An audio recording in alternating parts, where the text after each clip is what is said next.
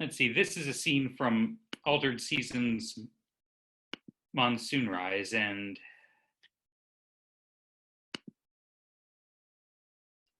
yes.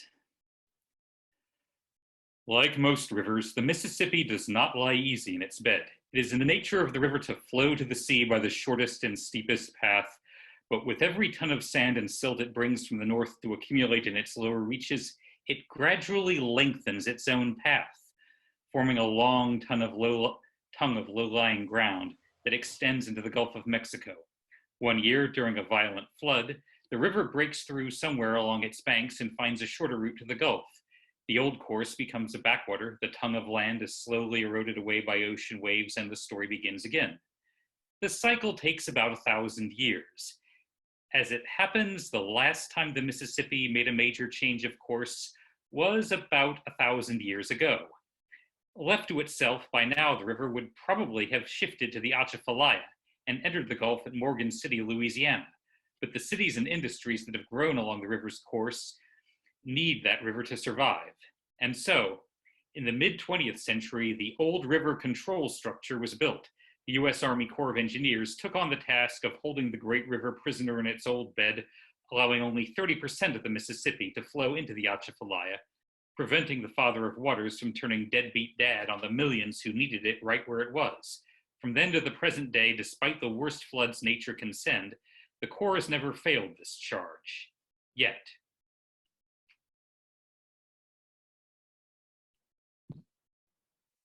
As soon as Isabel stepped into the office, 6 people turned to face her. There was Luke Roth, her morning shift supervisor, and Lydia Horrocks, her afternoon supervisor, both looking at her like teachers looking at a favorite student who'd just gotten a D. Worse, standing just past Horrocks was a 30-ish, somewhat pudgy man in an Oxford shirt. This was Chuck Eveland, the Eveland of Eveland Blades Consulting. Mike Blades would probably also have been there if he hadn't been helping evacuate his own family from Omaha. "Come in," said Joe Hickman, a reassuring look on his tanned and squarish face.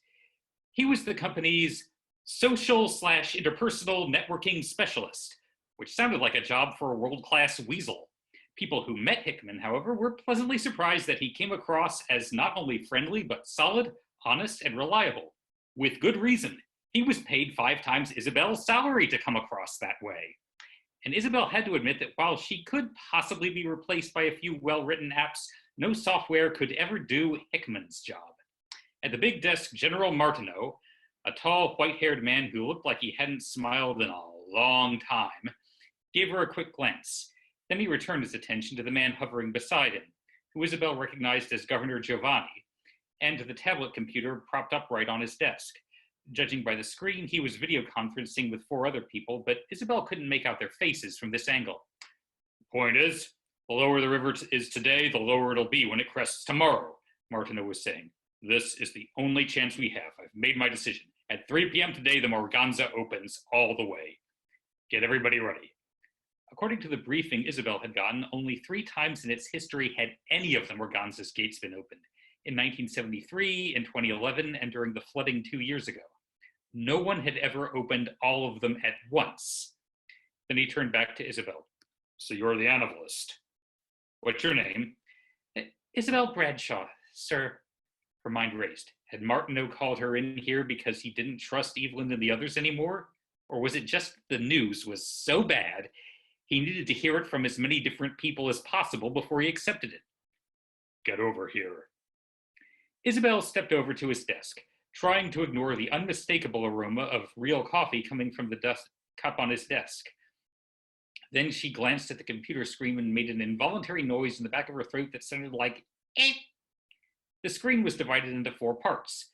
The silver-haired man watching from the upper right, bronze-framed reading glasses perched on his nose. "You have got to be kidding me," she thought. She just barely managed to work herself up to speak in front of the governor of Louisiana and the head of the Corps, and now they brought in President Pratt himself and whoever these other 3 guys were. But then, the Orcs really is that important. Martineau quickly introduced them. They were the Secretary of the Interior and the mayors of New Orleans and Baton Rouge. "It's an honor," she said in a voice that came out a lot smaller than she'd intended. From the looks of the wall behind him, Pratt was on Air Force One right now. She thought about telling him she'd voted for him, but decided not to. "You're the one who's been collecting the info and running the simulations?" said Martineau. Yes, sir. "Tell everybody what the situation is." "All right. With near 100% certainty, the water will crest over the top of the low sill tomorrow. As of noon today, we estimate a 64% chance some part of the Orcs fails." There was a long, long silence after that. "This is the worst case scenario, right?" the governor finally said. Isabel glanced at Martineau, hoping he'd say something. He looked expectantly at her. She glanced at Roth and Horrocks. Roth kept his face neutral. Horrocks shook her head. Crap. They hadn't told him. Isabel sighed. For her next trick, she was going to make her career disappear. At least she had a hell of an audience. "Actually, sir, this is the best case scenario." As one, Evelyn and Hickman rose to interrupt. "What she means is it's an aggregate of possible. Our analysts are trained to think in terms." "Quiet," said Martineau, not loudly, but firmly. As one, Evelyn and Hickman, shut up. Martineau stood up and clapped a hand on Isabel's shoulder. "I want everybody but this young lady out of the room now." Roth fled at once. Evelyn opened his mouth to speak, then closed it again and left, stopping only to give the young lady in question a long, vengeful glare. Hickman nodded, shrugged as if to say, "No skin off mine," and stepped out as calmly as if going for a walk. "Sit down." Martineau pointed a chair right in front of his desk.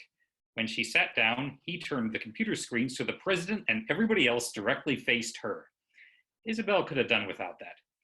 "When you say best case scenario," he said, looming over her a little, "what exactly do you mean?" Isabel took a deep breath. "Every simulation of the Orcs is based on the structure during its last inspection." 2 years ago, after the flooding." "Exactly. So the program can project future damage, but it can't incorporate the damage that's already happened, the erosion under the foundations." For a long second, Martineau was silent. "And this is what we've been relying on all this time." There was a fine line between best case scenario and steaming pile of moose muffins, and when you neglected to factor in physical damage that you had already seen happening with your own eyes, you were well over that line. And there was yet another reason this was bad. The Corps accounted for 19 of the company's 23 contracts and 92% of its income, which meant the only customer Evelyn Blades Consulting Incorporated really had was J.L. Martineau, who was now standing there looking like he'd just caught their entire staff in bed with his wife. The fact that the President of the United States was also watching was just running up the score at this point. Very few people could put on their resume that they'd personally destroyed the last company they worked for. Maybe the escort services are hiring, thought Isabel. "I assume you've heard I'm opening the rest of the Morganza spillway gates at 3. Can your model incorporate that?" "Yes, sir." "What's your best guess?" said the governor. "Is that going to help?" Isabel hated guessing. When people asked you for your best guess, they always swore they wouldn't take it any more seriously than it deserved, and then they always treated it as objective and inarguable truth brought down on stone tablets from the summit of Mount Science. And if your best guess happened to be wrong, you could make a much more accurate guess as to who'd get the blame. "We're talking about diverting an extra," she did some quick math in her head, 360,000 cubic feet per second. My best guess is that would slow down the rise. Overflow would happen tomorrow afternoon, not tonight." The governor just stood there, looking at her with a sorrowful expression on his face. "Look, I really wish I had better news. 2 inches of rain is falling on the Dakotas right now. Wisconsin is getting hit again tomorrow, and all that water, or most of it, once it's in the river, it's heading straight for us.